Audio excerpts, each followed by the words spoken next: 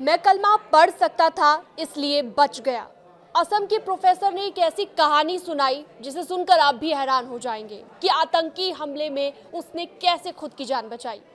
जैसा कि आप जानते हैं कि हमले के दौरान वहां पर मौजूद लोगों ने ये बताया है कि कलमा पढ़ने के लिए उन्हें कहा गया, जिससे उनके धर्म की पहचान हो सके। जिन्होंने कलमा पढ़ दिया उन्हें आतंकियों ने छोड़ दिया। और इसी तरह असम के एक हिंदू प्रोफेसर को भी आतंकियों ने गोली नहीं मारी, क्योंकि वो कलमा पढ़ सकते थे। इसके चलते असम यूनिवर्सिटी में बंगाली डिपार्टमेंट में एसोसिएट प्रोफेसर देबाशीष भट्टाचार्य की जान इस तरह से बची है। प्रोफेसर ने यह भी बताया है कि मैं अपने परिवार के साथ एक पेड़ के नीचे लेटा हुआ था, तभी अचानक से मैंने सुना कि मेरे आसपास के लोग कलमा पढ़ रहे हैं, और ऐसा सुनकर मैंने भी जोर जोर से कलमा पढ़ना शुरू कर दिया।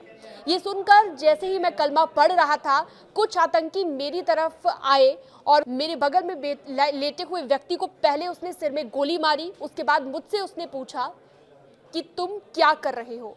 आतंकी ने उसकी तरफ देखकर जब पूछा कि तुम क्या कर रहे हो, तो मैं और तेजी से कलमा पढ़ने लगा।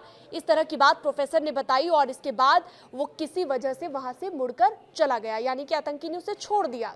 इसके बाद मौका पाते ही प्रोफेसर ने चुपचाप अपनी पत्नी और बेटे के साथ वहां से भागने में ही अपनी भलाई समझी, और लगभग 2 घंटे तक चलते हुए घोड़े के पैरों के निशान को फॉलो करते हुए आखिरकार वो वहां से निकलने में कामयाब हो गए। अपने होटल तक वो पहुंच गए। भट्टाचार्य ने यह भी बताया कि उन्हें अभी तक यकीन ही नहीं हो रहा है कि वो जिंदा है। तो ये भी एक कहानी वहीं से निकलकर सामने आई, जिसे लेकर देश भर में इस वक्त गुस्सा देखने को मिल रहा है। न्यूज़ 18 के डिजिटल प्लेटफॉर्म को आप सब्सक्राइब कर सकते हैं, और भी खबरों के लिए आप न्यूज़ 18 पर जुड़ सकते हैं।